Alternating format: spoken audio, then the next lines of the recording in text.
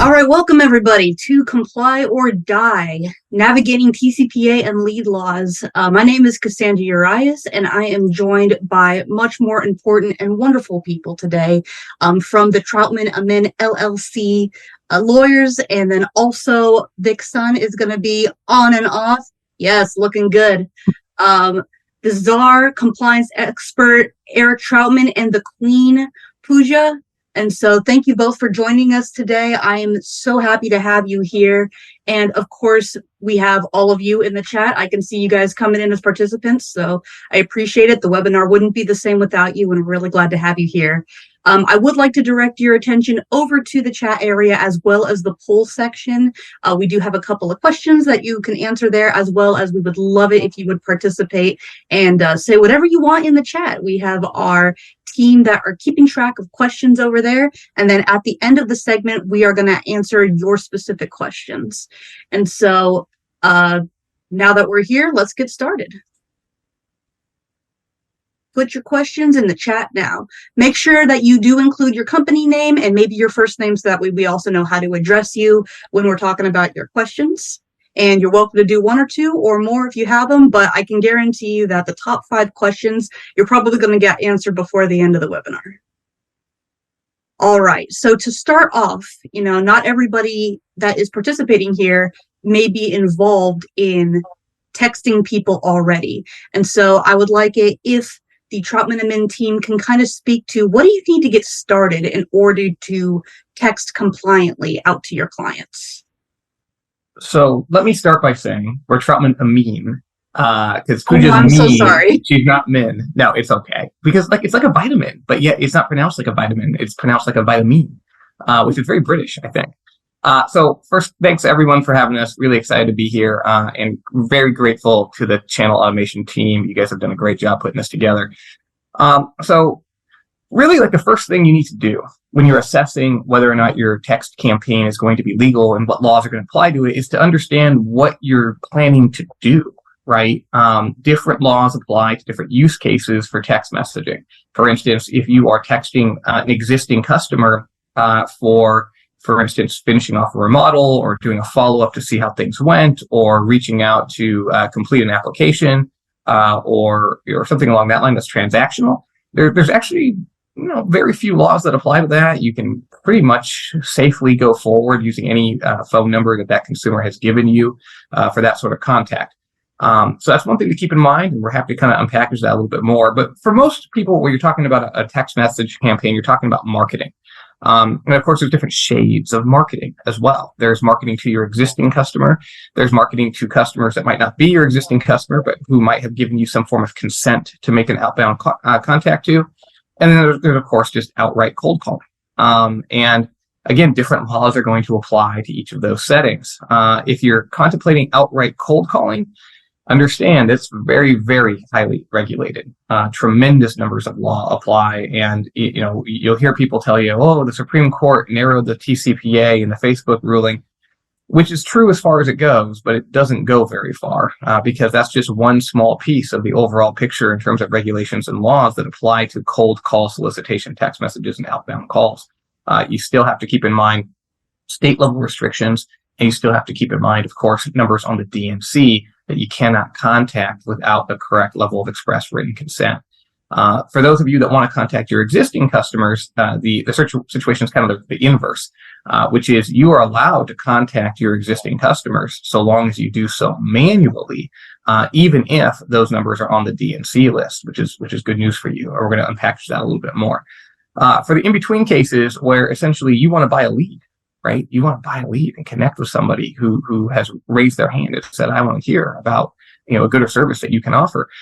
The rules are currently in flux right there. Today, you can probably obtain a lead and send out a text message to that consumer so long as the form is sufficient. And we're going to look through those forms in a little while. So long as your name, your company's name, is on that form. If it's not, bad news, you can't buy that lead, you can't do outreach to it. But if your name is on that form, then today, right now, you can engage in messaging to that consumer. That might change though. and that's something that everyone needs to keep in mind, is that the FCC is today, right now, considering what's called a notice of proposed rulemaking, where it might change the rules around lead generation and lead buying and say that you can no longer purchase a third-party lead, even if it has your name on it, even if the consumer wants to hear from you, even if the consumer is interested in the good or service that you're going to offer, you're still not allowed to rely on that lead and make that outbound communication.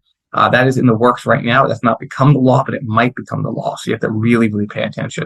And that's just kind of level setting and understanding, right, the law that might apply to you. That's not talking about implementation and how you go about executing and what steps you need to take. So staying on that slide, if we can, Casey, Pooja, I know you probably have some thoughts around that as well. Well, I want to kind of on a high level talk about what marketing is as well. So, before you're trying to understand what rules apply to you, I think one thing that most folks get really hung up on is, am I sending a marketing text or am I not sending a marketing text, right? There's a lot of confusion on what's marketing and what's not marketing. I want folks to really understand that area of what marketing, it's up to the courts, it's up to the judges, it's up to their interpretation of what marketing is going to be. But, generally, marketing under TCPA is going to include calls and text messages that market or services to consumers. Now, this can include. I'm having a little bit of hard time hearing you. I don't know, maybe it's just me, but can you maybe speak a little closer and go a little slower? Yeah, can you hear me? Is this better? Yeah, go ahead. Mm-hmm. Okay. So I'll repeat myself for those who didn't hear me, but marketing under the TCPA is going to include calls or text messages that are going to offer, market, or promote any goods or services to consumers. So when you're thinking about whether your text message is going to be marketing or not, you want to really understand if you're trying to induce the consumer to purchase goods or services now or maybe in the future, it's going to be considered a marketing text. So even if you're kind of on the gray line of marketing, just err on the side of, yes, I'm sending a marketing text message, so therefore I'm going to have more stricter guidelines and requirements from the TCPA as opposed to informational text. Yeah, we're still having trouble with your audio, Pooja, so try to go slow, talk directly towards your microphone if you can. All right, thank you very much. And yeah, thank you in the chat for letting us know in terms of the audio difficulty. But we're going to do our best here in terms of trying to get clear-cut answers. And thank you for your participation on there.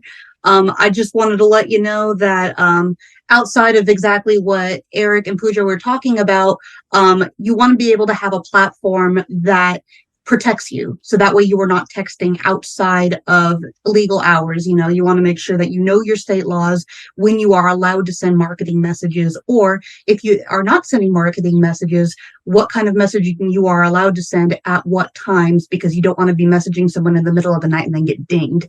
And so one of the things that is on our platform is we make sure that every day of the week you have your limitations set, so that way you actually cannot text outside of that time and the system will stop you. So no matter what platform you're using, you want to make sure that you have double, triple, quadruple checks to make sure that you are set and that you are protected anytime you are looking to text message your clients. All right, here. So we're going to be talking about, obviously, compliance and TCPA today, and we're going to be talking about most common violations. And so I'm going to give it back to the Troutman Amin team. Thank you. So the TCPA, right, Telephone Consumer Protection Act, that is your primary federal statute, right, that's applicable all across the country, that's going to apply to your outreach. And there's two big provisions, and we've already kind of touched on them, but you have to keep in mind that they're separate. One is the provision looking at regulated technology.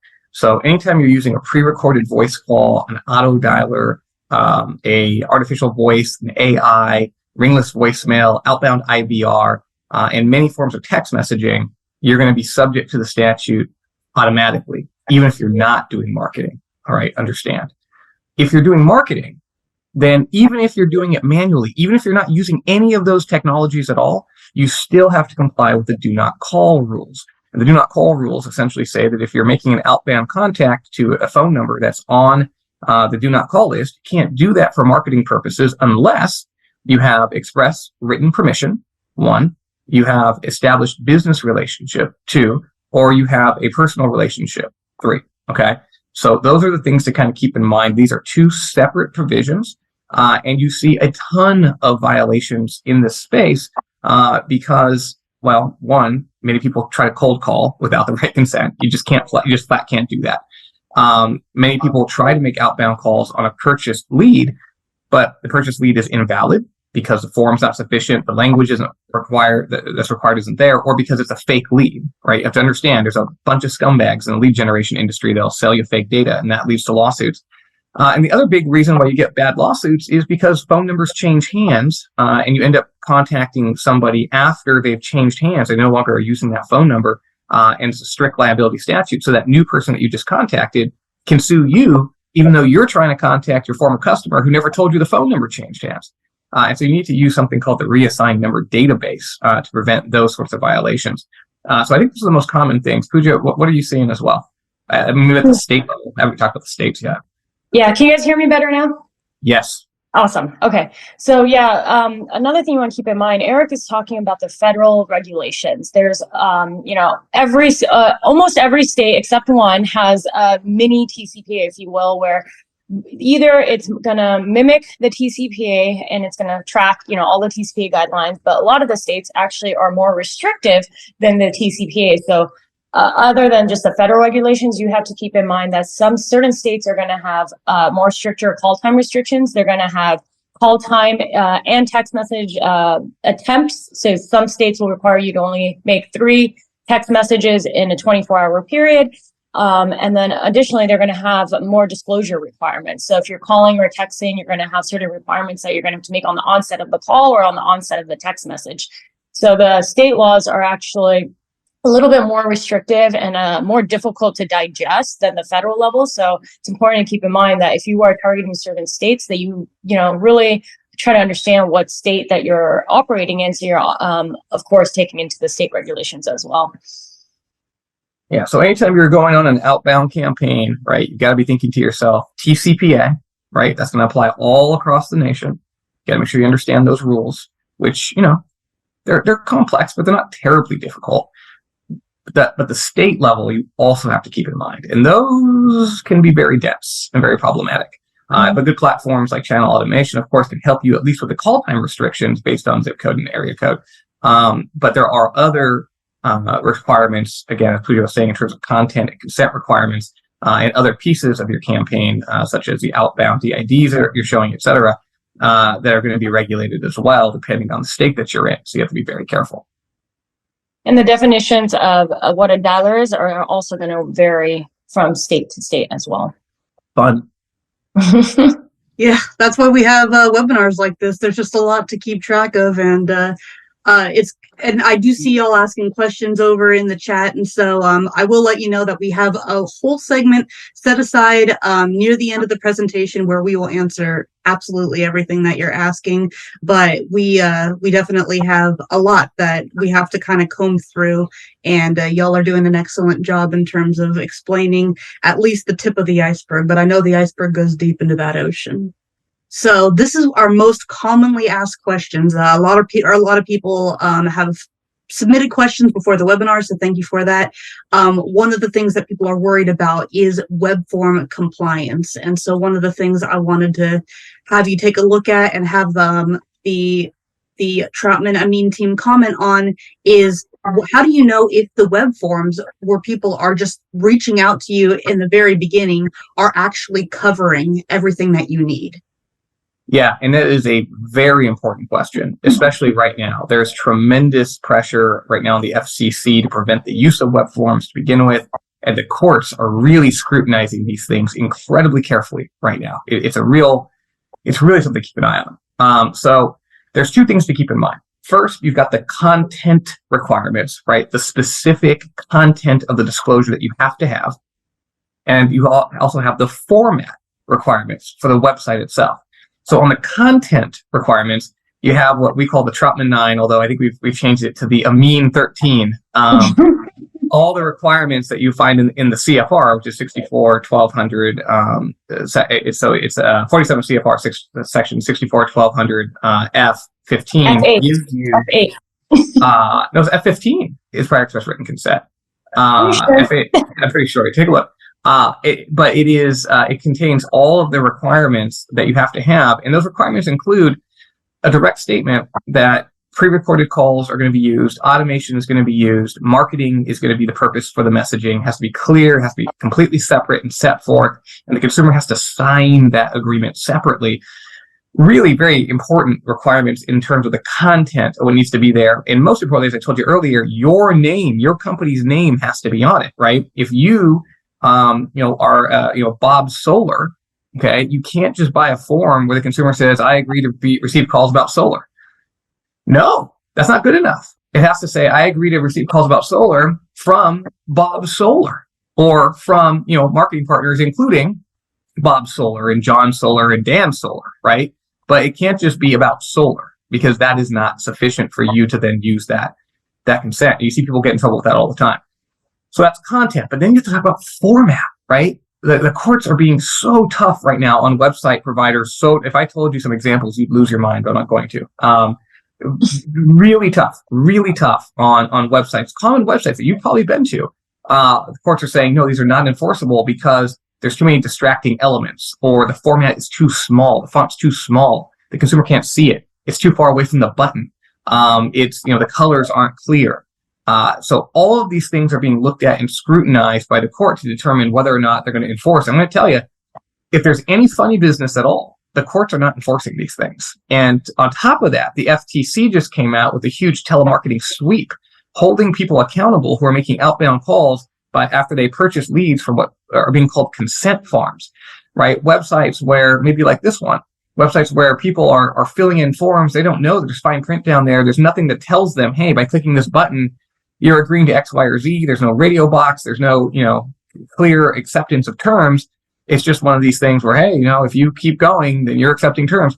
The courts hate that. The FTC hates that. And people are getting shut down. They're facing massive penalties, hundreds of millions of dollars in penalties. I guess I should mention it's $500 minimum per violation.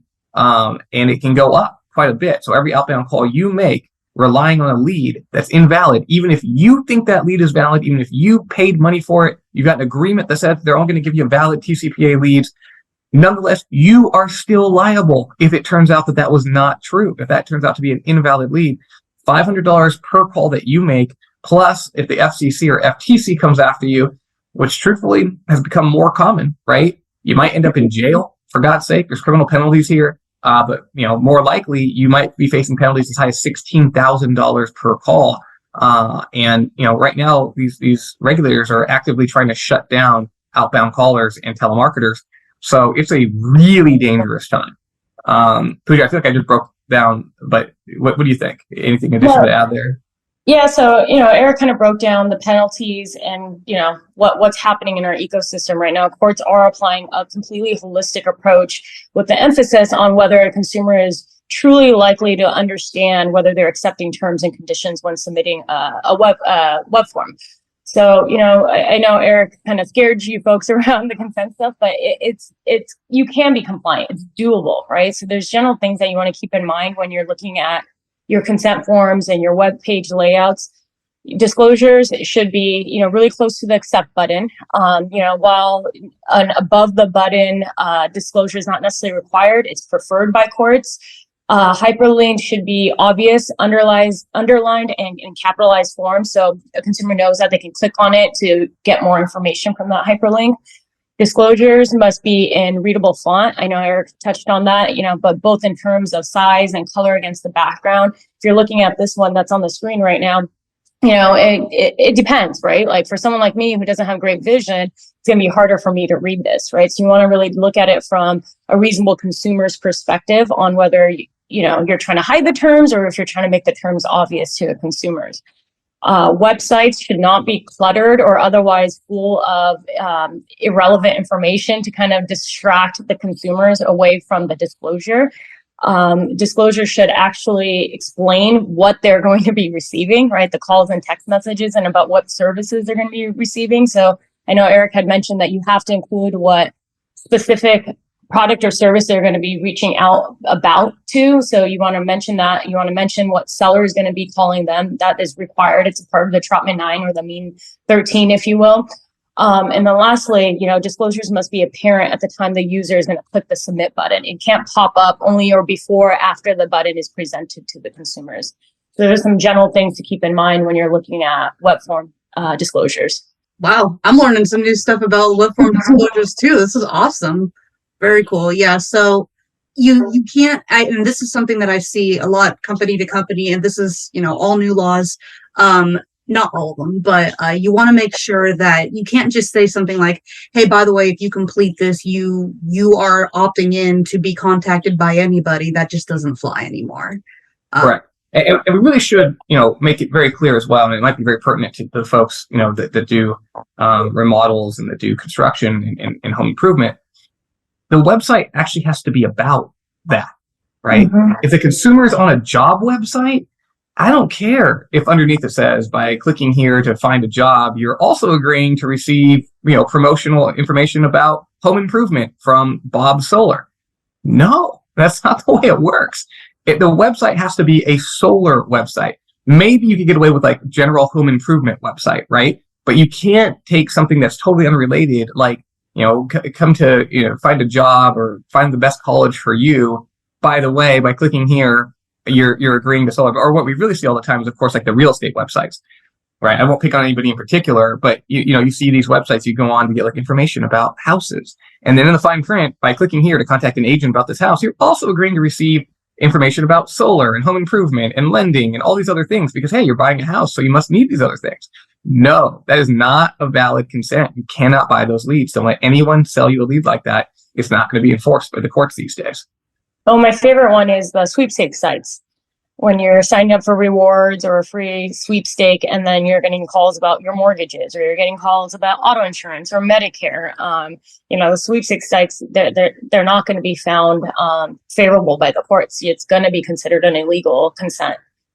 Yeah, the FTC just shut down a massive lead generator and forced them to enter into a consent order, forced them to take down a ton of their pages, and actually forced them to go back to everyone that they had given data to before and say, destroy it because it was illegal, because it was one of these sweepstakes sites. Who did 100% right. You as the lead buyer, you as the outbound caller, you have the responsibility to understand where these leads are coming from. You can't just turn a blind eye. You can't just say, oh, well, they signed an agreement that says they're going to give me TCPA compliant. That is not sufficient. And it's your company that's going to be on the line, not them. They're going to disappear. They're not going to support you. They're not going to defend you. They're not going to exist when the time comes when you're facing the FCC or a class action attorney. And if you think about it, having those kind of you don't want to make people think, oh, by filling a form, I'm going to have my information sold to a bunch of people. It's not a good look. You want your company not to be considered like one of those bad guys, or somebody who is going to just give their information out to Bob, Joe, and everybody else, like solar, like you said, or loans or whatever. People aren't going to be trusting filling out your form or contacting your company in the future. It's just, it's not a good practice. Now we're going to talk a little bit about how to get opt-ins without a form fill. And this is for people who are going to be live out at events, or maybe somebody's coming into your showroom and you have something where people might be opting in through a text message, or people might be trying to opt in through another mean that is not a form fill. So give me some clarification on how you can do an opt-in without a form fill, and what's the best way to go about that. Tough to do. What you see on the screen would not work. Okay, so it's there as an exemplar for us to talk about, but don't do this because it will not. This would not be effective. Depending on your need. Now, so let's back up again. I told you there's two kinds of law, right? There's the regulated technology provision, and then there's the D&C provision. Now, the D&C provision is actually easier to comply with. So in that setting, if someone comes and visits you on the floor of a trade show or something, and they give you a business card, right? That's going to create what's called an inquiry. And you're going to be able to text them manually and call them manually. Again, not using regulated technology. We'll talk about that in a second. For marketing purposes, even if they're on the D&C list for 90 days, right? So this sort of thing that you see here would be fine for a number that's on the D&C, because all you need is for them to basically just say, yeah, I'm interested in hearing from you. And boom, for 90 days, you can contact that consumer on that for that purpose and try to sell them on their bathtub remodel or whatever it is, right? That's totally allowed under the D&C rules as long as you're doing it manually. Now, let's say, well, I want to put them on my auto dialer campaign. I want to put them on my pre-recorded call campaign. I want to put them on my blast text campaign. So how do I do that? How do I get that? Okay, so that's challenging because now you have to get the full express written consent. And I just told you, in order to get full express written consent, you got to have the Troutman 9 or the Amin 13. And that's a lot of things to put into one little text message, right? You've got to have, as I told you before, it's got to specifically identify the purpose of the text. It's got to say it's marketing. It's got to say auto dialer, pre-recorded call, artificial voice, text message. It's got to mention who exactly is sending the messages, why they're being sent. And then the carriers have requirements in terms of how many texts they're going to be sent per month. Plus, you have to say that consent is not required as a condition of any service or good as a requirement of the CFR. So there's a bunch of stuff that has to get like packaged and put into a very small little text string. So people have a real tough time with it. So usually our advice is if you're meeting people face to face, literally have a written form, right? A written form where they can just like sign here. And it's tough to convert when it's got, a block of text of what they're consenting to, but that's one way you can do it. Just paper. It still works, right? Get their signature on it. Boom. That will work. Or just recognize that you're going to be engaging in outreach with these folks, but you can't use that regulated technology. You're going to want to do it in a manual fashion. There's other tricks. It can be done, but it's a lot of challenge. Pooja, what do you think here? No, I agree with you that the physical form or the paper, having them sign it is probably the best way to do it when you're in person, but just understand you have to maintain, or you should maintain those records for at least up to 4 to 5 years. The TCPA has the statute of limitations of 4 years, so you can get sued up until those 4 years. And if you need to show the evidence, you want to make sure that you are saving those forms. It's pretty easy these days to scan it and just have it saved on your system somewhere. But I agree with you, Eric. The best way is just getting a wet signature, and then taking a screenshot and just uploading it into your computer. Yeah, drive to site campaigns work too with them, right? If they're there, hey, visit www.johnsolar real quick and take a look at our offerings and fill out the form. Or you could say, if you fill out this form, I'll give you $10 off of your deal or whatever. There's ways to kind of incentivize people to pick up their phone and call you, right? You just want to get them to come into your ecosystem and accept your terms. Anytime you're doing an outbound, it becomes very challenging, right? Because you're so hamstrung, you're so limited in terms of what your outbound messaging can contain in that setting. But we can help you to do it. We can craft it for you. We've done it before. There are companies out there that use SMS to capture opt-in, but it is challenging. You have to really kind of spend some time with it. And one thing I'll add is there's a lot of confusion on whether you can capture consent over the phone or oral consent. Different attorneys will probably tell you different things, but I think Eric they shouldn't. But they shouldn't. Eric and I both agree, and we'll tell you that oral consent is you cannot capture it orally. So don't think you can call someone up and get their prior express written consent over the phone. Yeah, obviously the best practice is form filling. And so you just have to be extremely careful if you're trying to go around a different way. It is going to be difficult, especially if you are intaking hundreds of leads during an event. There's risk of those papers being illegible or getting lost and stuff. And so you have to work with a team of experts to really, really know how to maneuver around compliance in order to get something that is really effective, that's going to put you in front and make you stand out from your competition that's also going to be at the event. All right, next part right here. This is another hot topic that we were talking about prior to the event. Some of our clients were wondering about contacting old leads. And we're talking about, most people have a list that's like 30-day, a 60-day, and a 90-day is very, very common. So tell me a little bit about what is the statute of limitations for an opt-in, and how do you go about reobtaining opt-in, and can you contact old leads if they've opted in before? Pretty tricky here. Again, 2 bodies of law, right? We got to keep going back to this 2 sets of regulations. On the DNC, right? So you're calling manually. The only issue is the numbers on the DNC in this scenario. Then you have 90 days for an oral lead, right? Someone comes to you, they hand you a business card. They're like, hey, I'm interested in having you contact me. Okay. Call them manually for 90 days, right? You're fine. 90 days. On that 91st day, that consent is gone. You can no longer rely on it. Now, If during that 90-day period, you get them to come into your ecosystem, right, and they now use you for a bathtub remodel or whatever it is, guess what? Now it goes from 90 days to 18 months. So as long as you want to contact this consumer manually, you can contact that consumer for 18 long months after you install that bathtub. And yes, you can sell to them even if they're on the DNC, so long as you're calling manually. All right. So that's your rule. It's 90 days for a non-customer and 18 months for a customer that you've entered into a transaction with. All right. Now the other side, which is regulated technology. You want to contact them using an auto dialer, using blast text messaging, using pre-recorded calls. What's the rule there? Interesting. You can't do that at all, as I told you earlier, without express written consent. You have to have that express written consent, Troutman Amin, Mean 13, the whole thing, right? But once you get that, here's what's fascinating. It actually never expires. There is no statute of limitations on it.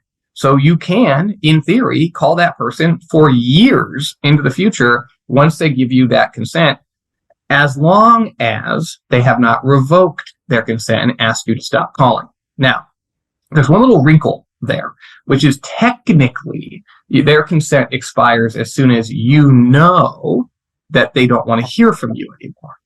Most of the time, the only way you would know that is if they tell you stop calling. But there might be instances where you do know. For instance, with my lending friends, if they're contacting you because you had a 3% mortgage that was available on a certain day, and now all of a sudden the rates are 6%, probably that consent is going to expire just as a matter of law because they were contacting you in reference to one promotion, one rate that is no longer available. So that's just a small exception to keep in mind. If circumstances change in a way that they've changed in the material, and that should inform you that this customer doesn't want to hear from you anymore, then the law might imply that revocation is taking place even without the consumer specifically asking you, but otherwise it does not expire on its own. Pooja? Yeah, one thing I'll add is for the DNC request, you want to make sure that, especially if you're text messaging, that you're not requiring any type of magic words for an internal DNC request to be processed. You look at it from a reasonable standard. So if someone's, giving the middle finger or giving you an emoji, if your system has the ability to process phrases, you should implement those into your system as well. Like just using stop is not going to be sufficient. You have to include phrases like, please do not contact me anymore, or take me off your list, because courts are obviously going to find that those are a reasonable revocation request. What about reassigned numbers, though? Well, you have to use a reassigned number database for the reassigned numbers. It's required. The R&D database is no longer an option. It is required for companies to use it. And if you're not using it, plaintiffs' attorneys are now, going further on those companies that aren't using the R&D because they don't have an excuse as to why they're not using the R&D database. Yeah, so let's unpack that just for a second, right? So as I just told you, your consent never technically expires. But guess what? Your consent is only valid for who? For the customer that actually gave you the phone number, right? If that phone number changes hands, you don't have consent for the new owner of that phone. So when you call that new owner of the phone, you just violated the law. So when you're calling an aged lead, you really have to keep in mind that, sure, if you got the lead 30 days ago, no problem. 60 days, by 90 days, right, you've got to start thinking to yourself, this number might have changed hands. And if you're calling somebody a year, 2 years, 3 years later because they're still in your database, there's a very good chance that phone number has changed hands. And you should not be calling it. Even if you have seemingly valid consent, you should not be calling it without first scrubbing against the reassigned number database to make sure that that phone number has not changed hands. Because if it did, then when you contact, you're trying to contact Eric, instead you contact Pooja, she could sue you. Now, Pooja wouldn't sue you, but she could, right? For a wrong number call. And again, who cares if it's 1 or 2? Who cares? But if you're talking about a TCPA case, you're usually talking about a class action, right? You guys have heard about these class actions. They don't just sue on behalf of themselves for the 2 phone calls or 2 text messages they got. They take those 2 text messages and they use it as an excuse to represent thousands of other people that are in the same circumstance. And instead of 2 calls, you're talking about 20,000, 50,000, 100,000 calls that might have been made, or text messages that might have been made to the wrong number because they were reassigned, right? And again, 100,000 people, hundreds of thousand messages times $500 each, do the quick math. You're talking 50 million bucks, right there in exposure. It's massive. It's just absolutely massive. And of course, the larger you are at scale, the higher the exposure is to you. So you've really got to be thinking about using the reassigned number database and recognizing that old leads, particularly purchased leads, oh my God, never buy an aged lead. Don't do it. Don't do it. There's so much risk attendant to aged leads. Where you're talking about, one, there's so much fraud there. Two, the high likelihood that the consumer opted out, but it wasn't tracked by the lead provider. And then three, that the number has changed hands in the interim. Like you're buying nothing but liability, and you're not getting anything out of it. So please keep that in mind. I was about to start talking, then I realized that my mute button was in a different spot. So exactly what you were saying. Absolutely right. And it is very, very tricky navigating lead lists. And sometimes they don't tell you upfront if it is an aged lead. And so it's important that you use the resources that you have in order to scrub exactly, like you said, to make sure that this person is actually associated with this phone number, because you don't want to be contacting the wrong person. Also, on channel automation, we do use ChatGPT to kind of detect nuances within the do not call. And so there has been a couple of clients that brought up to us, they're like, hey, why does it say F you on the back of my channel automation area for detecting stuff? And I'm like, that is one of the phrases that people will say if they don't want you to contact them. Obviously we write out everything that we've ever heard. And so it's like, yeah, I'm sorry for the bad language, but we hear everything in our industry. If they don't want to be contacted, we want to make sure that we catch that. All right, next part over here, I do want to talk about being able to have the technology migrating your DNC information throughout your platforms. Because if somebody requests this, do not contact me, and it's only within one of your platform, maybe only on your dialer or your text messaging platform, or only on your CRM, somebody says it over the phone, it is not that person contacting you's responsibility. It's your responsibility as a company to make sure that you have some sort of automation or some sort of policy that says do not contact for that person on every single one of your platforms. And so if you are considering signing up with a text platform, or you have a text platform right now where you're not allowed to take those do not contact requests and have them move back and forth between your CRM and your dialer, I would consider investigating that a little bit further to make sure that you are staying compliant on all of your platforms. Next part right here is if somebody requests DNC, you also want to make sure that the communication is bi-directional, meaning that you can send that information out to a platform like a CRM, and you can receive that messaging and that communication back to your text messaging platform. So no matter where you put it on your system, all your systems are automatically updated if somebody has requested do not contact. It just keeps you safe. All right, so this is actually one of the questions that I saw somebody posted. I've been just kind of looking out of the corner of my eye for Q&A. If somebody opts out and then they contact you from a different lead source, what's the limitations for contacting them on text and email? What does it mean that they contacted you through a different lead source? If you mean that they filled out a form on some third-party website and your name just happened to be embedded somewhere in the marketing partners page, yeah, no, not even close, right? You can't rely on that. So let's back up. The law says that if somebody asks you to stop calling, you have to put them on your company-specific DNC list. Now, if that same customer comes back to you and says, hey, you know what, to you directly, you know what, I told you not to contact me anymore, but I actually would still like to receive communications from you, that's a tricky circumstance, right? And Pooja, you've seen that before. I think the guidance we give is you got to put it in writing, and it's got to have all the requirements of express prior invitation that, again, the Troutman Amin 13, that's required under the law. So, you basically have to push them back through your web form flow and say, hey, you want to hear from us? Go back through the form, resubmit. If they do resubmit under those circumstances directly to you, yeah, you can call them again, right? That's going to erase, right? You can reconsent. It's going to erase the previous DNC. But again, that's if they're going through your form or communicating directly with you. If they're going to a third party's form, right, just because they're back in the market for, a bathtub, that doesn't mean that all of a sudden you get to sell them again, because they don't want your bathtub. They might want a bathtub still, but they've decided they don't want your bathtub. You just have to live with that, and we just have to move on to somebody else. The fact that you get, another lead saying that they're back looking for a bathtub, That doesn't give you permission to contact them again. That can be tricky. It can be tough to hear, and it can be challenging, but it's pretty easy to implement, right? Fuji, just kind of operationalize a scrub against your internal DNC for all purchase leads, and then you don't make those outbound calls. But I know a lot of companies don't do that. It's kind of a miss in my view. Yeah, and the guidance Eric's giving is for text messages and calls. I know this question is referring also to emails.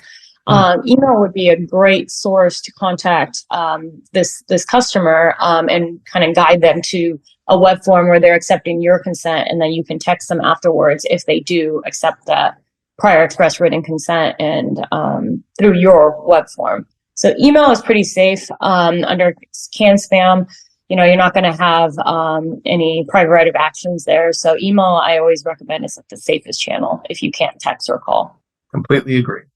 So what if, for example, and this happens a lot, especially in the contracting home improvement space, if somebody was like, I want to have a new kitchen, and then you reach out to them and they're like, no, I don't want a kitchen right now. I'm not sure. I haven't talked to anybody yet. I just wanted to do some research. And then 2 months later, they're like, hey, I want a kitchen. But they put do not contact at that first time.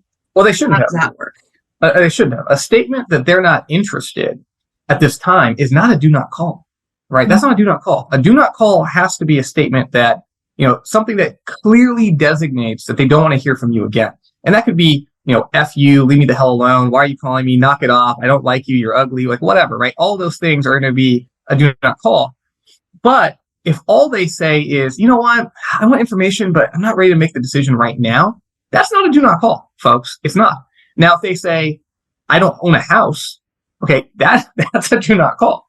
Versus, I'm not interested right now, I'm still thinking about it, that's not a do not call. So you should be able to contact them again, especially if they reach out a second time and say, hey, I'm ready to make my decision. Absolutely, right? Fire away. Again, manually, not using automated technology. And somebody else asked the question on here, when you're talking about manual communication, there's a couple of people in the chat that were like, what is defined as manual communication? Because you have a lot of automatic communication. So what is manual? That's very challenging. And I was hoping that we would avoid that whole discussion. So again, as Pooja told you earlier, there's different rules in the states than there are at the federal government. At the federal government level, at the TCPA level, right, anytime that you're using pre-recorded voices of any kind, artificial voices, AI, any of that is automatically going to be triggered in the statute, right? So that leaves us a question of voice channel and text. When are your outbound voice channel communications and outbound text communications going to be viewed as automated messaging? Under the U.S. Supreme Court case of Facebook, you have to be using a randomizer or a number generator in connection with the outbound calling. Now, people get confused when I say that. Many people get confused and they think that means you have to be randomly generating phone numbers. No, that is not true. You can be using an auto dialer even if you're not randomly dialing phone numbers. Let me just make that very, very, very clear. But it is a complex inquiry that actually looks at the code and the operation of the system so that you can't just look from the outside and know whether or not any specific dialer is going to qualify as an auto dialer or not. That's why I focus on manual, like truly manual. You pick up your phone and you text. You pick up your phone and you call, right? That is allowed. That I can tell you is definitively allowed at the federal level. The state level, the restrictions are broader, and Pooja can kind of highlight them a little bit. But anytime you're using an automated system, anytime you're using blast texting in particular, or predictive dialing in particular, you are at least on some level at risk that is going to be an automatic system, automatic telephone dialing system under the TCPA. And I would not recommend using that without the required level of consent until you've had an expert look at the system and tell you this is clean. And there are some solutions out there that have been, blessed as clean, but that's just something to keep in mind. And then Pooja, real quick, at the state level, thoughts? Yeah, the state levels, generally, most of the states are going to be considering ATDS a system that has the capacity to deploy a pre-recorded call. Some states are going to require that you actually deploy a pre-recorded call. So it just depends, Eric. The states are all over the place on their definition of an auto dialer. So, just something to keep in mind. But generally, if you just have the capacity to send a pre-recorded call, you're going to be considered a dialer under the state level. And some states, remember, ban outright, unconsented text messaging, for instance, right? Like in some states, you just can't do it, period. Even if you scrub the DNC, you're still not allowed to just send an automated, a text of any kind as if it is unsolicited for marketing purposes. So, there's a lot of restrictions. It's patchwork. It sucks. I'm sorry. I have nothing to do with it, but I'm sorry because I have to deliver the bad news and nobody wants to hear how complex and stupid this is. But this is the world that we live in, right? You have to understand if you're engaged in outreach of this kind, you've got to live through the incredibly challenging telco regulatory infrastructure here in the United States. Absolutely. And if you're wondering what states have the most strict laws, you could probably guess it's California. We're one of them. You'd be surprised. It's more than California. Really? I wouldn't have guessed it was California. The hot states for texting and calling right now, I would say, are Washington, Maryland, Oklahoma, Connecticut, New York. Washington's the worst. Washington is number one. Number one for texting. Yeah. All right, if you guys are listening in and you heard your state's name, definitely keep this recording on the back burner for you. And also, very, very quick, I'm just going to let you know that having activity tracking on your text messages. So if somebody comes in through one source and then they say something to you and then they come in through another source, having activity tracking is going to help protect you. And so you want to make sure whatever platform that you're using, you are able to say, no, but listen, this is where they came in. This is the day and time they opted in. And this is why we communicated with them in the way that we did. And I know that we do have a lot of questions in here, so I'm going to skip over to our sponsors because I want to make sure I am thanking the people who helped make this webinar possible. Number one, we've got Phonexa. They are fantastic when it comes to helping moderate your campaigns in general, your marketing campaigns, and providing good insight and analytics. We use them all the time and we get great advice from them. And we're going to be posting in the chat the Calendly that you can use to book an appointment with them if you are feeling kind of lost in terms of how are your campaigns doing? What is the success of your marketing campaigns? I absolutely recommend their team. They're awesome. And they are really good at bringing information to you that's not too complex, explaining it in a way that makes sense. And so we're going to be posting that Calendly link in the chat, as well as anybody that you are seeing on this webinar today, including our team, and of course, our amazing panelists from Troutman Amin. We're going to also be posting all of their contact information because I know you guys got a lot of questions. I don't know if we're going to have time to answer all of them. And so we want to make sure that you have the opportunity to contact anybody here with those questions. Next sponsor we have is Buyerlink. We're a big fan of Buyerlink. They provide really awesome lead services, and they act as a very cool liaison for getting you leads and getting you ones that make sense for exactly how you want to have your company set up. And so they work with you, having meetings all the time where you can use their digital lead services, and you can get leads at basically any level that you're looking for that makes sense for your company. We're not talking about like repairs. We're talking about really good, high quality leads. Buyerlink's been our friends forever, and so we highly recommend them. And of course, for new client partners, they are offering $1,000 worth of leads with a 90-day commitment to Buyerlink's platform and a 3-month commitment to channel automation. And this is only an offer that is for this webinar right now. And so if you want to take advantage of that, they do have limited slots. So what we're going to do is we're also going to be putting that contact information in the chat for you if you want to book an appointment with Buyerlink. All right. One last question before we go into the Q&A area. I know we got like a lot here. If somebody opts out and then calls you on the phone, we already kind of covered that. That's safe, correct? Yeah. If they're calling you on the phone inbound, you can talk to them. Anytime someone calls you inbound, you can do whatever you want, right? There's Even no at rules. 1 o'clock in the morning? If they call you inbound, you can absolutely talk to them at 1 o'clock in the morning. If they call you, now you can't call them back at 1 o'clock in the morning, but you can talk to them at 1 o'clock in the morning. If you're up and they call you, absolutely. Absolutely. There's no restriction on that. We did also cover like the forever marketing kind of clause. You explained that beautifully in the earlier slides. So I'm going to go ahead and skip that portion. There's lots of good questions. I was seeing these questions. Let's get to them. I know. All right. So do you want to go through it one by one on the Q&A, or do you want me to pitch them to you? Tell them, just pitch them. Give me the ones you like. All right. So we have one where we're talking about consent using soundboards. I'm imagining those are recorded messages. That is from Brody from 5 Strata. Yeah, so anytime you're using soundboard, understand that is a pre-recorded voice message. The FTC, the FCC, and the courts have all been crystal clear on that.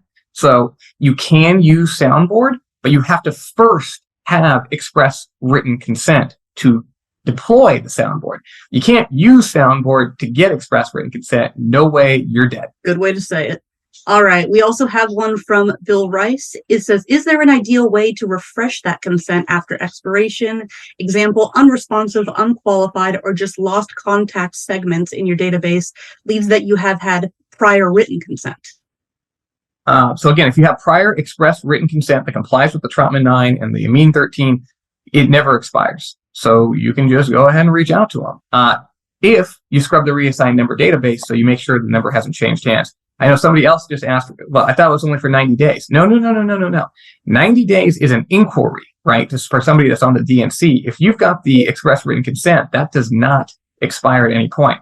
Now, for leads that have expired, for leads that are not valid express written consent, for leads that were just inquiries, right? You know, you've got 1,000 people that came to your booth, but you never converted them. You don't have full express written consent. You just have their email address and their phone number. What can you do, right? You can scrub the DNC and you can call them manually. That is still allowed in this country. You could email them, as Pooja told you earlier. Emailing is a fantastic way to refresh a lead, especially if you do like a thoughtful, personalized email. Hey, I met you at the conference, a while back. It'd be great to connect again. Feel free to reach out. But I don't need to tell you guys how to market. You know how to market. My point is that's a permitted channel as well. All right. We also have another one here from Grant. It says, how do regulations apply to live transfers when there's a recording of the call? They apply just as strictly as if you made the call to begin with. So you're taking on a live transfer. You are pregnant with everything that happened before, right? So if that call center that transferred that to you made an outbound call on an invalid lead in order to obtain that consent that they then had the guy on the phone, I don't care if the guy said, yeah, I'm really interested in your bathtub. Please transfer me to Bob's bathtub service. If the outbound call that created that interaction was illegal, then that transfer to you is going to be illegal. Even if the guy says, I'm so excited to hear from you, because guess what? Half the time these guys are trolls. They're liars. They're litigators who just want to set you up and get to you. And the courts let them do that. Because in the court's view, if the individual couldn't pretend that they were interested, they'd never know who's responsible for the call. And understand, the courts look at you as the lead buyer, as the party who was responsible for the call, even though you didn't make it, right? It's bonkers, but this is the state of the law right now. So understand, if you are buying a warm transfer, you are liable for whatever happened upstream. If somebody else screwed up, it's on you because you're the one that's going to get the call. And it doesn't matter that there's a recording that says, yeah, I'm really interested. It doesn't matter. It's not going to protect you. And we see this all the time. It's like every time I get a case from a new client, they're like, Eric, I've got a recording and the guy says he's interested. So plainly, this is the junkie case. And I have to tell them every time, like, honestly, that recording doesn't matter at all. And their heads just explode because they can't imagine that that's the case, but that is the case. All right. We have, I think we're going to answer one more and then we're going to start wrapping it up because I just want to make sure that I get everybody the information that they need. I know that people were looking for information about call recording and also how to contact our awesome team here today. And so the last one that we're going to do is, where did it go? I just missed it. I had it up here for a second. Apologies. And Pooja, you're going to answer this one. I've been doing way too much talking. What was that? I'm typing my answers to people while you're answering other questions. Well, thank you. What would be considered like a non-telemarketing purpose for a business? And are you allowed to contact people for non-telemarketing purposes? Like, what is the regulation? I know that the telemarketing and the marketing is like the highest form of regulation, but what is the wiggle room there?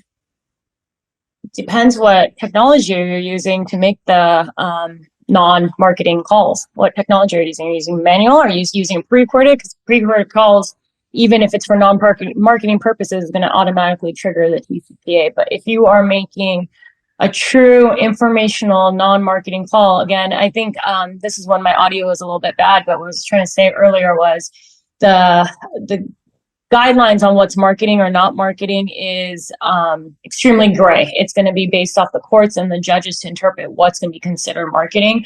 But, as a general rule, if you are inducing a consumer to want to purchase or advertise your products or services, either now or at a later time, it's going to be considered marketing. Now, if you are confident that you're only making informational or non-marketing calls and you are using a true manual system, then you are pretty safe for making those calls or text messages. But again, you have to make sure, one, that it's truly an informational and non-marketing call, and then two, that you're actually using a manual system like a cell phone to make those calls. Good answer. Yes. All right. There's some great questions here. I'm just scanning all these great questions. I know. Yeah. So what we're going to have to do is probably record all of the messages here. I see that y'all have a lot that you have questions about, which is fantastic. And I would like to, like I say, plug the Troutman Amin team and thank you tremendously for joining in and partnering with us at Channel Automation. We're going to make sure to put together all of this information in one go, including the recording, as well as all the questions that we are answering here on the webinar, and the ways that you can contact everybody that's involved, including our sponsors, the Channel Automation team, and of course, the Troutman Amin team as well. So thank you all for attending. We're just going right up to the very end of it right now. And so I absolutely appreciate everybody who has joined in. You made this webinar possible, and have a wonderful rest of your day. Hopefully we didn't scare you too much, but we have solutions for you. And so we are happy to help, and have a great rest of your week. Any last words from the team? Yeah, I'll just say, look, it is scary, but we've got hundreds of clients and all of them legally text and call people, including for marketing purposes, right? It can be done, and we can help you do it. And follow tcpaworld.com for free information regarding everything that you just heard. It's all right there on tcpaworld.com. Do some searching, learn a ton, have fun. Thank you, everyone. Thank you.